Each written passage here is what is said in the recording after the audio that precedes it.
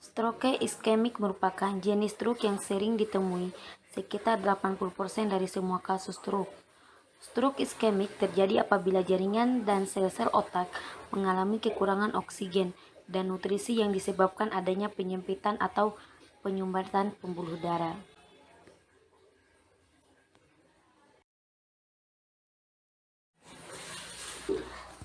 Sedangkan etiologi, stroke iskemik biasanya disebabkan adanya gumpalan yang menyumbat pembuluh darah dan menimbulkan hilangnya suplai darah ke otak. Gumpalan dapat berkembang dari akumulasi lemak atau plak aterosklerotik dalam pembuluh darah. Faktor risikonya antara lain hipertensi, obesitas, merokok, peningkatan kadar lipid darah, diabetes, dan riwayat penyakit jantung dan vaskuler dalam keluarga. Pada aneurisma, otak dinding pembuluh darah melemah yang biasa terjadi kongenital atau akibat cedera otak yang merenggangkan dan merobek lapisan dengan dinding arteri.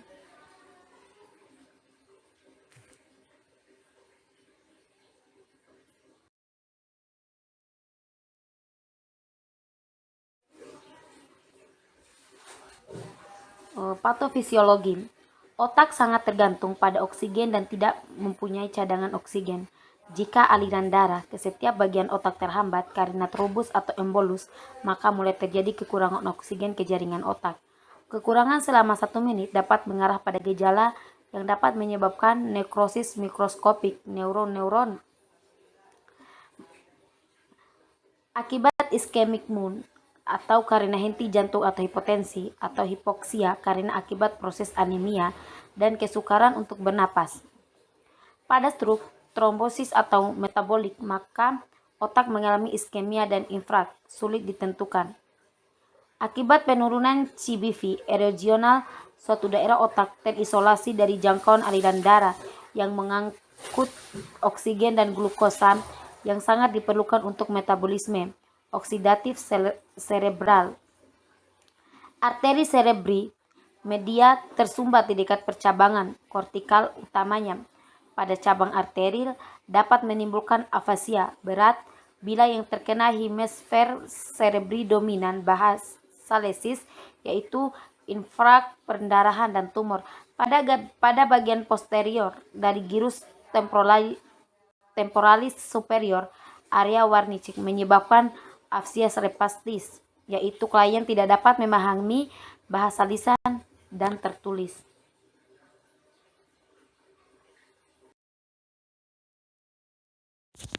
Komplikasi stroke menurut Satu Negara 1998 dalam Ariana 2012 adalah yang pertama itu komplikasi dini dari 0 sampai 48 jam pertama yang bisa terjadi itu edema cerebral, infrak miokard, dan yang kedua itu komplikasi jangka pendek dari 1 sampai dengan 14 hari pertama yaitu pneumonia, infrak miokard, emboli paru, stroke rekuren. Yang ketiga itu komplikasi jangka panjang yaitu stroke rekuren, infrak miokard, gangguan vaskular lain. Dan menurut Stalzer 2001 dalam Ariani 2012, komplikasi yang terjadi pada pasien stroke yang pertama itu hipoksia cerebral diminimalkan dengan memberi oksigenasi. Yang kedua itu embolisme cerebral. Pencegahan. Banyak penderita stroke yang meninggal menjadi catat atau invalid seumur hidup.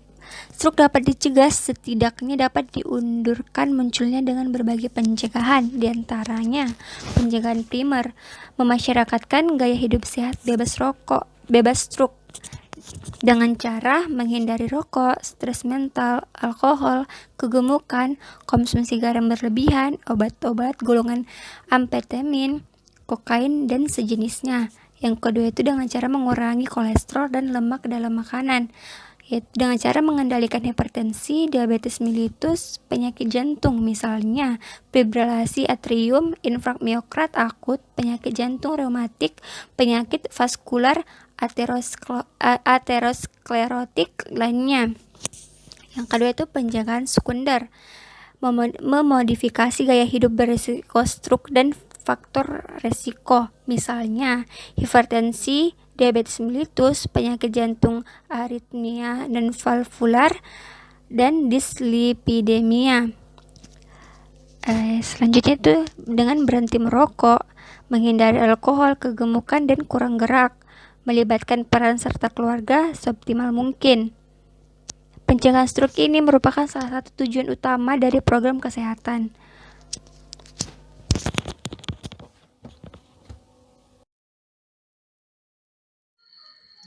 Penata laksanaan penanganan stroke ditentukan oleh penyebab stroke dan dapat berupa terapi farmasi, radiologi intervensional, ataupun pembedahan. Untuk stroke iskemik, terapi bertujuan untuk meningkatkan perfusi darah ke otak, membantu lisis bekuan darah, dan mencegah trombosis lanjutan, melindungi jaringan otak yang masih aktif, dan mencegah cedera sekunder lain.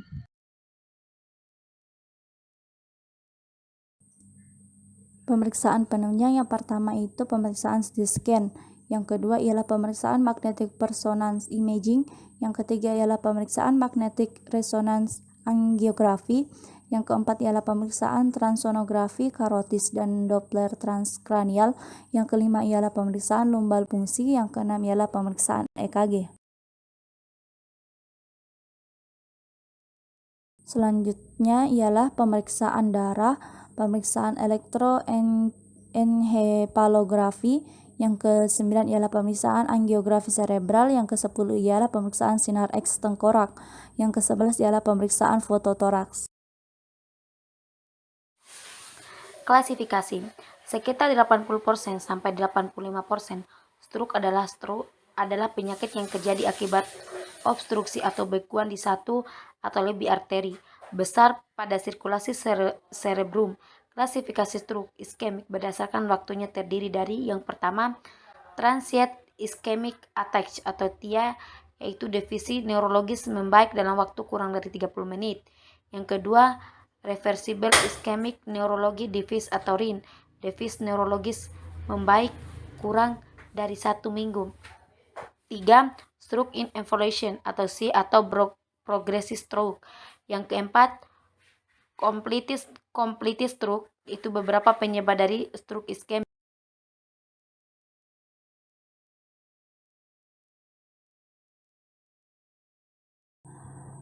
Contoh kasus, Nyonya K, 70 tahun, seorang petani beragama Islam, pendidikan terakhir SD, tinggal di Makassar. Pasien masuk UGD RSUD Ahmad Mukhtar pada tanggal 5 September 2021 dan didiagnosa stroke iskemik. Pasien mengeluh pusing, nyeri kepala, lemah anggota gerak sebelah kiri. Sebelum dibawa ke rumah sakit, pasien hanya dibawa ke puskesmas. Dari hasil pemeriksaan didapatkan berat badan pasien 54, tinggi badan 165, suhu 37 derajat Celcius, pernafasan 24, nadi 70, tekanan darah 130/90. Keluarga klien mengatakan ekstremitas sebelah kiri klien lemah sejak seminggu yang lalu. Keluarga klien mengatakan bicara klien pelo. Keluarga klien mengatakan klien pusing, klien tampak lemah, anggota gerak lemah sebelah kiri, dan bicara klien kurang jelas.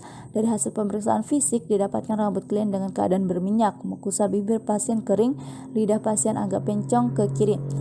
Pasien mengatakan perutnya nyeri saat ditekan. Dari hasil pemeriksaan tingkat kesadaran GCS yaitu 14, klien terpasang kateter.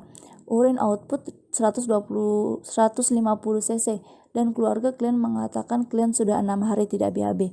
Klien mengatakan sulit tidur sejak sakit. Klien mengatakan tidak pernah mencuci rambutnya semenjak sakit. Klien terpasang oksigen dengan nasal kanul 2 liter. Klien terpasang NGT, klien terpasang infus 20 tetes per menit. Diagnosa. Pertama, data fokus. Data fokus terdiri dari data subjektif dan data objektif. Data subjektif, pasien mengeluh pusing, pasien mengeluh nyeri kepala, pasien mengeluh lemah anggota gerak sebelah kiri kurang lebih 3 hari. Keluarga pasien mengatakan ekstremitas sebelah kiri pasien lemah sejak seminggu yang lalu. Keluarga mengatakan bicara pasien pelo. Keluarga pasien mengatakan pasien pusing, pasien mengatakan perutnya nyeri saat ditekan. Keluarga pasien mengatakan pasien sudah 6 hari tidak BAB. Pasien mengatakan sulit tidur sejak sakit.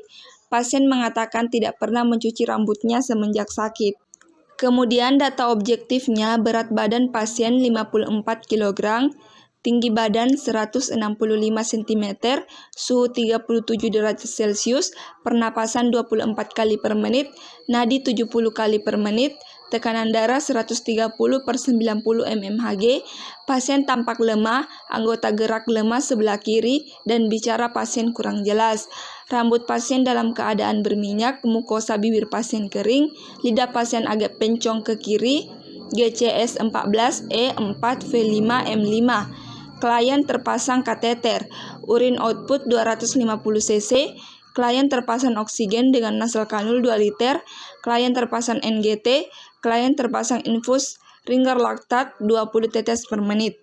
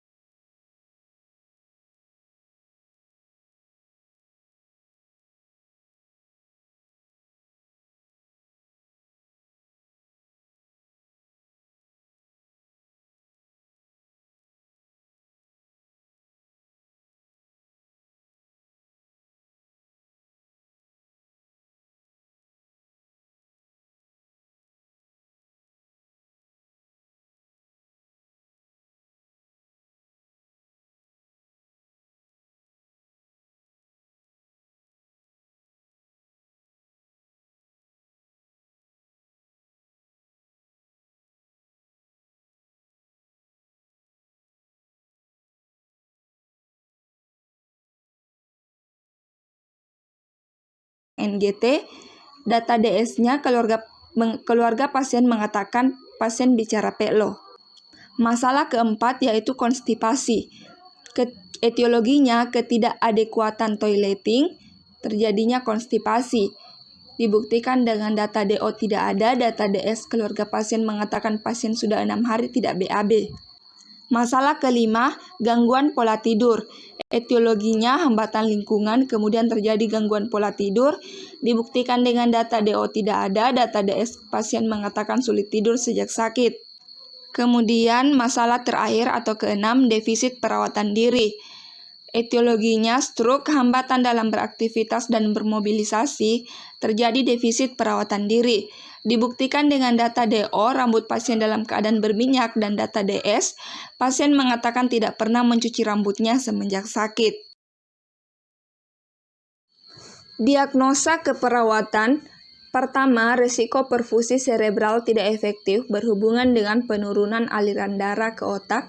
Dibuktikan dengan data DO, pasien tampak lemah anggota gerak sebelah kiri dan bicara pasien kurang jelas. Lidah pasien agak pencong ke kiri. Dan data DS, pasien mengeluh pusing, pasien mengeluh nyeri kepala, pasien mengeluh lemah anggota gerak sebelah kiri kurang lebih 3 hari. Keluarga pasien mengatakan ekstremitas sebelah kiri pasien lemah sejak seminggu yang lalu. Keluarga pasien mengatakan bicara pasien pelo. Keluarga pasien mengatakan pasien pusing. Kedua, gangguan mobilitas fisik berhubungan dengan kehilangan daya otot. Dibuktikan dengan data DO, pasien tampak lemah anggota gerak sebelah kiri.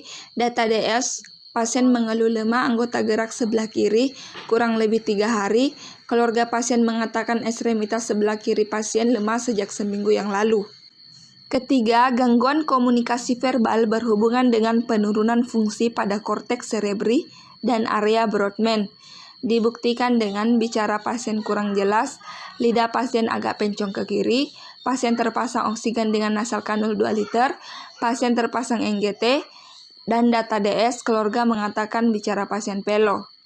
Keempat, konstipasi berhubungan dengan ketidakadekuatan toileting dibuktikan dengan data DO tidak ada, data DS keluarga pasien mengatakan pasien sudah 6 hari tidak BAB. Kelima, gangguan pola tidur berhubungan dengan hambatan lingkungan dibuktikan dengan data DO tidak ada, data DS pasien mengatakan sulit tidur sejak sakit.